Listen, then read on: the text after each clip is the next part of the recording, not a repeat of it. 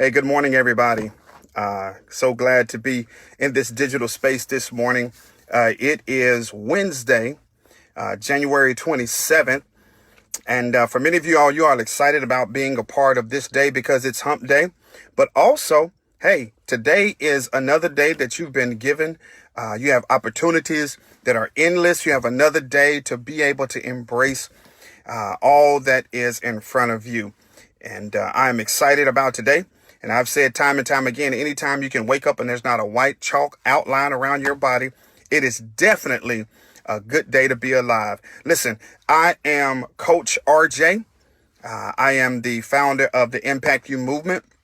And our whole objective is to educate, encourage, and empower people with the tools necessary so that they can become the best version of themselves. The reason why we have been doing everything in our power to make sure that tools and things of that nature are available is because for so many people, they have spent much of their life and they will spend much of their life not living, not their best life, but becoming the best version of themselves. And so that's why I'm here every Wednesday morning from 8 to 8:15 Eastern Standard Time, 7:15 Central Standard Time, and so on and so forth. But listen, I'm excited this morning to bring you just a few nuggets. I like to call it a moment of impact. That's right. Every Wednesday morning, it's a moment of impact that I jump on and share a few nuggets. I was this morning, our time together today is really inspired by a good friend of mine. He's a lot younger than I am, but not one to be pushed to the side because of his youth, but he is one that has elevated his game over the years. I met this young fellow on the basketball court. His name is Raymond Omar Long, and I want to give him a shout out because he really inspired our conversation this morning. And let me get to it very quickly. Years ago, his mother passed away, someone that he held dear to his heart then and even today. And after she passed away, there was this hashtag that he came up with called "I want to be great too." He would post videos and talk about hurry up and get dressed. I want to be great too. And he was very passionate about it. He inspired a lot of people. And, he inspired me. But one of the things that I realized about the idea of being great is that really it's just that unless you put forth some action to it. But let me say this about Raymond. Raymond has done a phenomenal job pursuing some different avenues and has grown as a man, as a person, as a community leader. So I'm excited about him. But as we further analyze the idea of greatness, one of the things that I came to understand is that we live in a world filled with wannabes versus the number of gonnabes. And listen, for all of you English majors, I know that's broken English, but just stay with me. We live in a world where everybody wants to be great, but not enough people are doing what it takes to be great. In other words, people want to be great, but not enough people are going to be great. And here's what I mean. And that's why I titled this "Wannabe versus Gonna Be," because there's a lot of people talk about what I want to do. I want to be a great father. I want to be a great husband. I want to be a great student.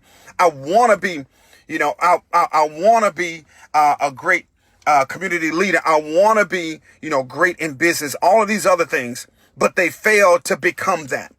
I want to be versus gonna be. See, wannabes, listen to me carefully. Wannabes are always talking about what they want to do. Wannabes are always talking about what they want to do.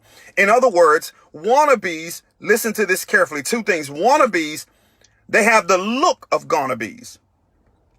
Yeah, wannabes, they look like they want to be great. Because if you stood a wannabe, somebody who wants to be great versus somebody who's going to be great side by side, they really look just like one another. See, wannabes look like those who are going to be great, but also wannabes have the language like those that are going to be great. I want to run that back one more time. Listen, wannabes, they look like those that are going to be great, but also wannabes have the language of those that are going to be great. In other words, you can look like, you're going to be great, and you can sound like it. You can have the language. Listen, I can talk. I can surround myself with people who are great, and I can talk just like them. And as a result, I sound like I'm going to be great, when in fact, I just have the look of those that are great, and I just have the language of those that are great.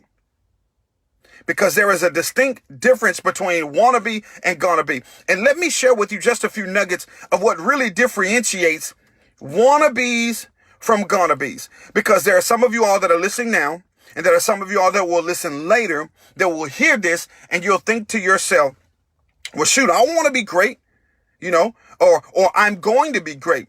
Well, let me give you just really quick keys, some nuggets that you can write down, you can revisit, and you can add these to your list of things that you're going to be revisiting and kind of going back over and over and over again until you get it really into your spirit. So the first thing that differentiates wannabes from gonnabes is this. First of all, it's the competency associated with greatness. Yeah, everybody's talking about, I want to be great, but not many people are going to be great. But what differentiates them, watch this, those that are going to be great, they understand the competency associated with greatness. They understand the competency associated with greatness. Here's the thing. If I am competent in a particular area, it means that I have the knowledge, I have the skill, and I have the understanding in that particular area. Okay. So I recognize the competency associated with greatness. I was thinking about this because, I can recognize the competency associated with greatness, but then I have to ask myself, am I willing, watch this, to obtain the competency for me to be great in a particular area? Here's the key. I can want to be a doctor all day long. I can want to be the greatest surgeon in history. I can want to be a judge. And then understanding the competency associated with fulfilling those obligations is one thing, but do I really have the capacity, watch this, to not only obtain the competency, but to retain the competency it takes to become great in those areas? Here's what I'm saying to you all this morning. It's not just understanding the competency associated with the greatness, but I have to recognize, man, I don't have the capacity to obtain that knowledge, nor do I have the capacity to retain that knowledge. I can want to be a doctor all day long, but I know that I don't have the capacity. Listen, I'm 45. All right. I can want to do that, but I don't have the capacity because I have so many other things going on in my life to even obtain, nor do I have the capacity to retain the knowledge or the competency associated with greatness in that particular area. So not only those that are great, they understand the competency associated with greatness, but the second thing about those that are not just wanting to be great, but they're going to be great, they understand the cost associated with greatness. Not just the competency associated with greatness, but they understand the cost associated with greatness. Here's the key. To be great, it's going to cost you something. Jesus said in one of the Gospels, if any man will come after me, let him deny himself, take up his cross, and follow me. So there is a cost associated with greatness. And I believe many people, this second thing that you have to understand, this cost associated with greatness, is one of the things that disqualifies people from being great. Because, yeah, I understand there's a cost, but here's the thing. Am I willing to pay the cost? Am I willing to do whatever it takes? Some of us, watch this. The cost to be great means you got to sacrifice some sleep. That alone disqualifies a lot of people. The cost associated with greatness sometimes means you have to sacrifice Netflix That alone, the cost associated with greatness sometimes means that you have to be willing to sacrifice going out on the weekend, or, you have to sacrifice spending money here when you could be saving or should be saving. There's a cost associated with greatness, and I'm sad to report that for as many people that talk about, I want to be great,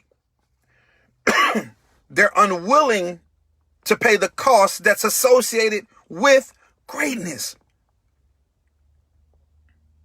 So you have the competency associated with greatness. You have the cost associated with greatness. But finally, and it's the last thing I want to give to you this morning, there's a commitment that's associated with greatness. There's competency, there's a cost, but then also there's commitment associated with greatness. Yesterday was a 1-year anniversary of arguably one of the greatest basketball players in history. He's not the greatest, but he's arguably one of the greatest. Kobe Bean Bryant, his daughter, Gianna, along with 6 or 7 other people. And forgive me, I don't know their names, but they lost their lives in a helicopter crash last year, 1 year ago yesterday. And I was listening to an interview that he had done years ago, and they were talking about, commitment. And one of the things that they talked about was, it was an interview, and some guys on the team were talking about, hey man, we get to town, want to make sure we go out, we're going to hang out, because we don't have a game for, 2 days or whatever.